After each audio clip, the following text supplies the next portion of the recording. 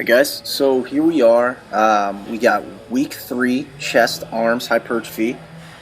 So we've went up as far as our percentage goes for what we're starting our bench press. So we're at 80%. Next week will be 85. So here we have 8 sets of 4, which felt really great. Everything's going up. Everything feels good. I know that I could push more weight here, but I need to stay with the percentages that I've set for myself. Like I said, I've sped this up for you guys because nobody wants to sit and watch 8 sets. But it felt really good. When I went on to my power day, the next couple days later, I had my upper body power day. My max skyrocketed. It blew up. So I know it's working. I mean, taking my time and sticking to the numbers and not, giving or taking too much or too less is really, really helping. I'm sticking to the program, and, I have this problem to where I always feel like I'm not doing enough. And I've just been telling that voice to shut up lately because it's working. It's not always about, how hard you work in the gym as far as per se like feeling like you're absolute balls to the wall dead. There's a science behind it too, guys. You have to work smarter as well. Now, I am a big advocate in working hard. Yes, you need to work hard, but you also need to work smart. So remember that. So everything's going up, weight's going up as far as body weight. The weights of my lifts are going up. Flexibility is increasing. Range of motion is increasing. Everything's feeling great, man. I'm really loving this program. Really loving it. Okay, so now we are going to move on to incline dumbbell press. We got 3 sets, 8 to 12 reps. 45 to 60 seconds. Now remember, it's hypertrophy day, guys, so we have a lower rest range here. Remember the difference. Hypertrophy, guys, lower rest range. Okay, it's more of a classic bodybuilding type workout. We're not going balls to the wall, and it's not a power movement. It's more of a controlled movement of the weights. You should not be sacrificing barely any form at all on your hypertrophy days, guys. You can sacrifice up to 10% on your power and strength days, but you should try not to sacrifice much at all on these days. Maybe the last set and the last maybe rep, but that's about it, guys. I mean, and honestly, I wouldn't even do that. I would still stick with the best strict form that you can. So, like I said, man, I'm feeling really good, and this was a great workout, man. I mean, this literally kicked my ass, but it was a good kind of kick ass. It wasn't like you drag ass when you walk out of the gym. It's like you hold your head up even higher, your chest up higher when you walk out of the gym after one of these, man. Okay, so we're hammer strength press. It can be a decline or an incline. We got 3 sets, 12 to 15, 45 to 60 second rest. Like I've said before, I really love this machine. I feel like this machine really, really helps me engage my pectorals. I've used this example before. The humerus is supposed to come, the movement of the chest, what the chest is supposed to do in the body is pull the humerus across the midline of the body. And if you try it just while you're sitting down right now, if you try it and you just bring that humerus across while your arm is down, you feel your pec. And if you don't know what your humerus is, it's the bone that's where your bicep and your tricep are connected to. Pull that across just where your arm's down, and just feel your chest just activate like crazy. Now, reach up to the sky, like with your hand, 45 degrees out, and with your hand like just out in front of your eye. And then bring your humerus across the chest. Your chest doesn't activate as much when you do that. So I've always kind of used that to my advantage, knowing that I'm going to be able to build more chest by doing it at the angle where I can activate it the most. Just remember that, guys. I mean, everybody's different, but for the most part, that's how it's going to be. So finishing strong with our decline hammer strength. Love it. Love it. Love that press. Okay, so now we're on to dumbbell flies. We got 3 sets, 15 to 20 reps, 45 to 60 seconds rest. Like I've used before as far as the example, bear hugging a tree here, okay?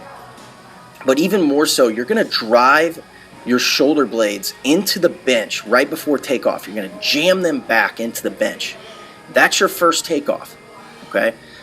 Don't let those shoulder blades wing out. Keep them jammed into the bench, okay? Most people will just totally relax their upper spine while they're laying on that bench. That's not what we want to do. We want to keep that back activated as well, guys. The opposing muscle group has to be activated as well. Like I said, man, bear hugging that tree each time. Full extension and full contraction of the working muscle.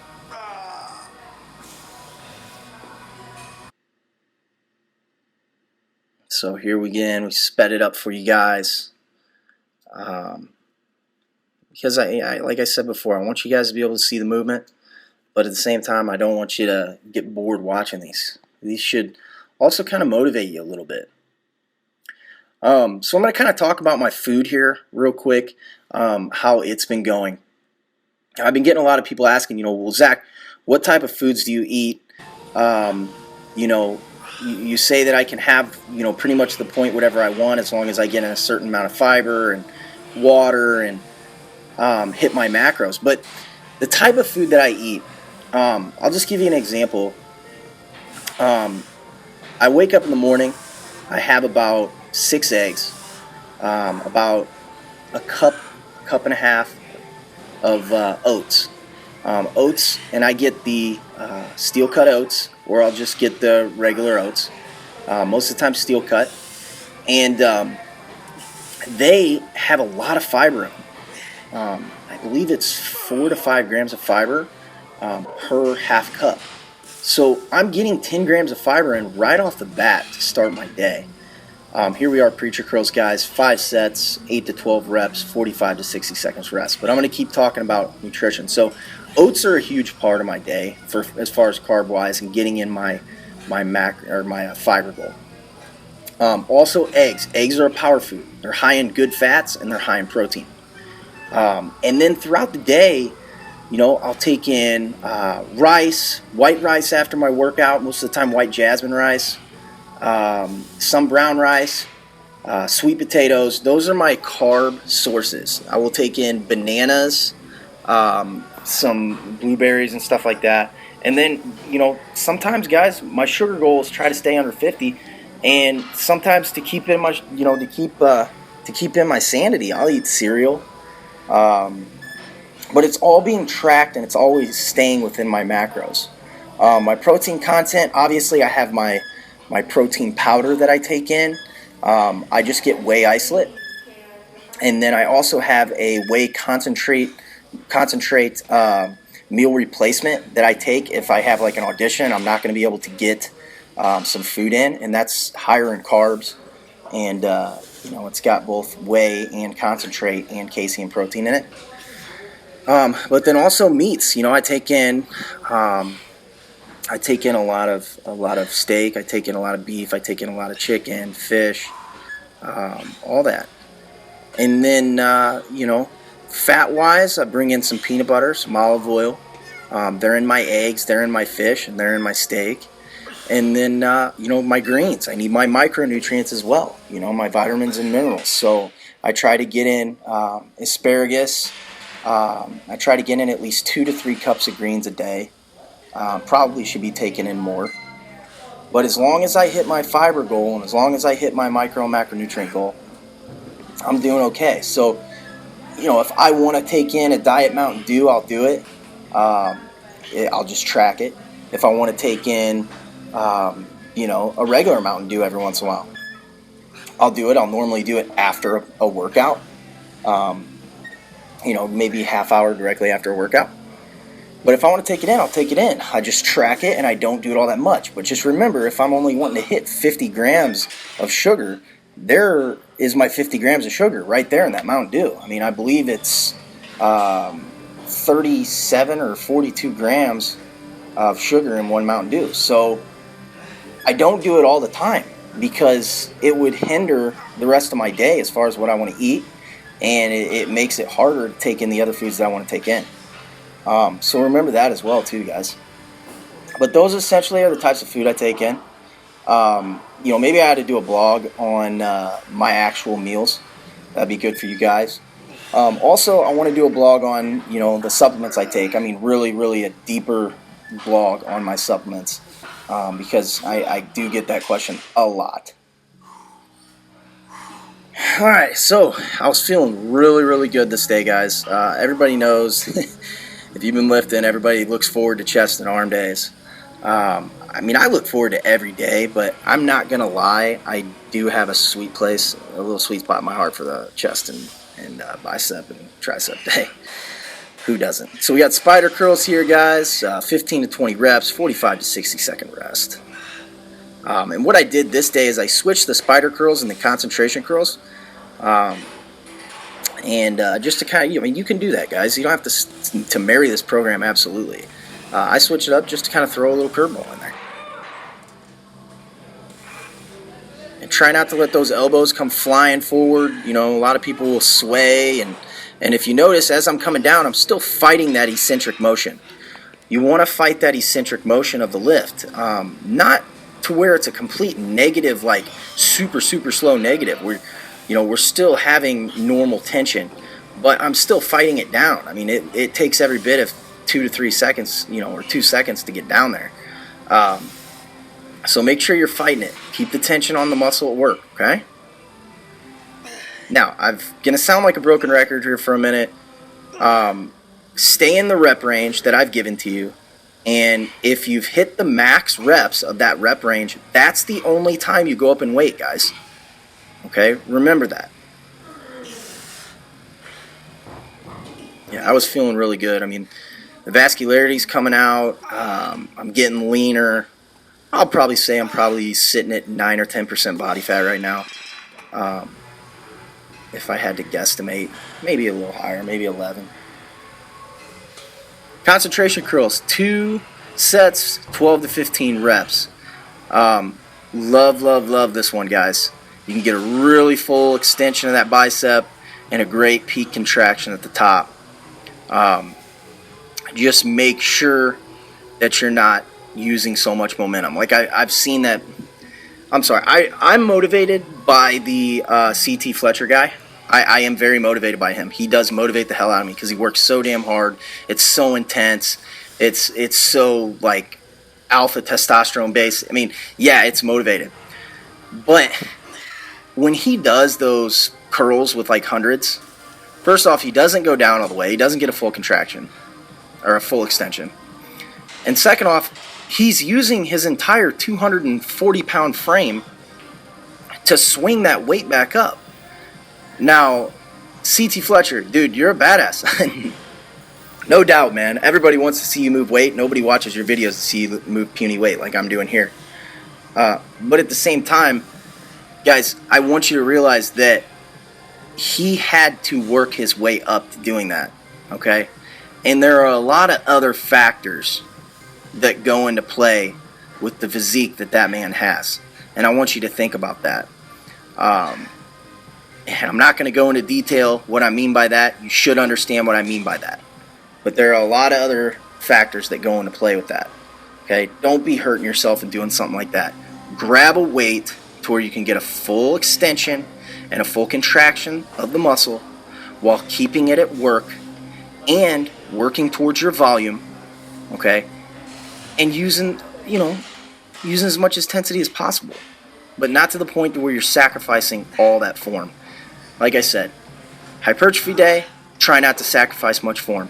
Power and strength, if you need to sacrifice a little bit to get a little more volume, no more than 10% of form. No more than 10%.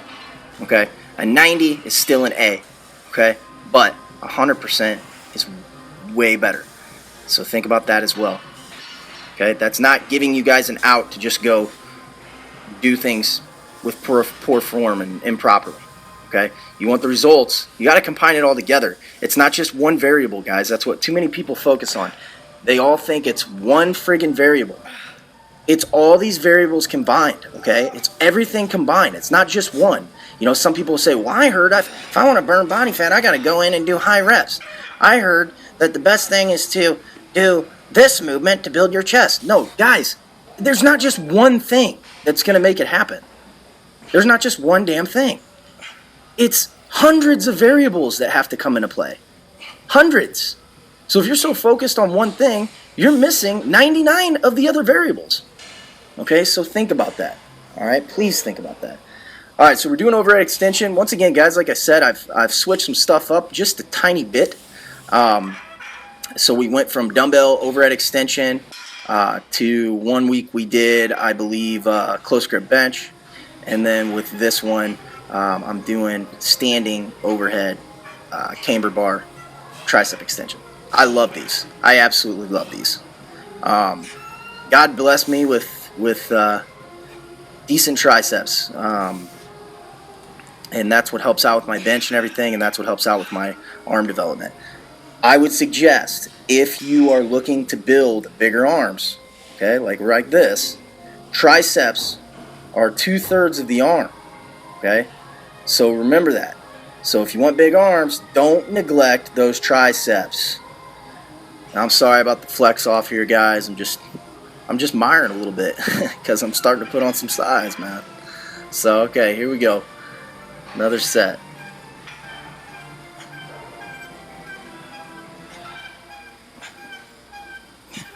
So still hitting our overhead tricep extension. You're going to want to keep your ass tight, lower back tight, upper back tight, core tight on these, guys. Don't just focus on the tricep. You need to keep everything tight, okay? Just as if we do an overhead press. All right, everything stays tight. You don't want to hurt your lower back by letting everything in your core loose. Finishing off strong here. Yep. Perfect. And moving on. So we got tricep pushdown, guys. We got 2 sets, 12 to 15 reps, 45 to 60 second rest. Now, here's what you're going to notice. Every cable machine is built completely different, especially the cables that have these straps and they're not true cables. You'll notice that certain weight is going to feel a lot heavier. That has to do with how many pulleys are being used. That has to do with the type of cable that they're using, and the angle and height to where the pulleys and cables are. So you might walk into one gym and on their push down be able to do 100 pounds. And then you might walk into another gym and you can do the whole stack. It's all based upon if it's a dual, triple, or single pulley system. I mean, it's just, it's basic, I mean, understanding of that. But just remember that. So don't, if you go in and you're like, oh shit, I did, 120 here, it's not always relative to, your strength. It could be relative to the cable that you're using. I'll give you an example for this. This is 20 pounds here. This felt so friggin' heavy, man, compared to the cable that I normally do it on, but it was taken. So I'm going to tell you right now, I went up a ton in volume off this exercise. And I mean, I'm already having to help myself here. It was just a lot harder, but I had to do it because no other machine was open to get it done. And that's going to happen too. Some days you're going to have that, but just make sure that you're trying to get it as close to the same movement as possible. So we sped it up here again for you guys. Trying to keep that elbow up. Don't swing it. When you get to the point that you're losing form, use that other hand, but keep the form right. Okay? So try not to swing. See, look, I'm already using my other hand, man. But I'm still keeping form. I'm putting on volume, and I'm getting it done. Look at that ass sweat. Woo! Sweat my balls. So here we go. Last set. I mean, look, on number 3, I'm already dying on this. And I'm supposed to get 15 to 20. Now, I had to use this. Nothing else was open. Next week, we'll get it back into business, but it's not going to kill me for doing it this week. So chest and arms, man. Chest and arms. Week 3. Get it. Alright, guys. You know what time it is. It's time to walk across the street after our workout. Hope we don't get by a fucking car, because they don't like to stop.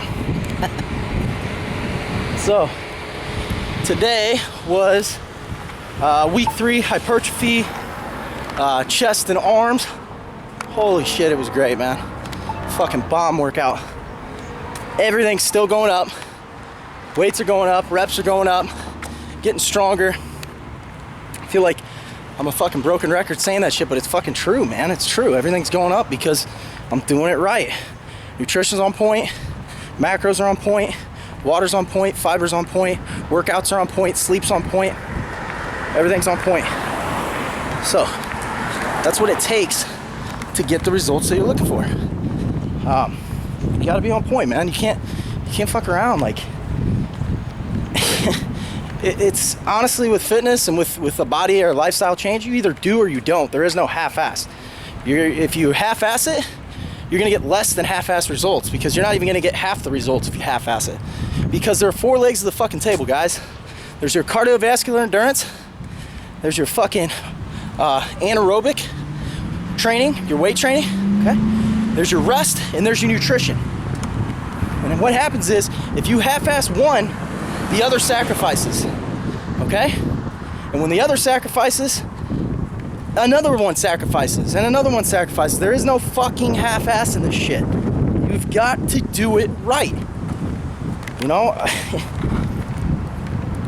some people, you know, say, oh, you're crazy, man. Like, you need to be focusing your efforts on other stuff. Dude, I do. I do the exact same type of mentality with my acting, and the exact same type of mentality with you guys, and the exact same type of mentality with my clients, okay? When I say lifestyle, I'm talking about the ideology of giving it your all with everything, not just lifestyle as far as living supposedly the fitness lifestyle. Fitness is about following an ideology, seeing what you're made of, and keeping that warrior mentality, that Spartan mentality, that, you know what, anything that comes your way, you blast right through. You get through it and you become stronger on the other side. And that way you're able to take any other type of adversity that jumps at you, and you use that in other endeavors of your life. Whatever your career is, with your family, whatever it is. So, week 3 in the books as far as chest and arms go. So, on to week 4 next week. And then we got our deload week. This Wednesday, I'll be traveling to Illinois to visit my family. I'm still gonna film some workouts up there. I'm gonna film some other type of stuff for you guys. Work out with my buddy Mladen, work out with my buddy Tyler. We'll be filming that stuff. Both of them are on MZP. You can see their progress, their gains. So it's gonna be fun, but it's Friday. Have a good weekend, guys. See ya.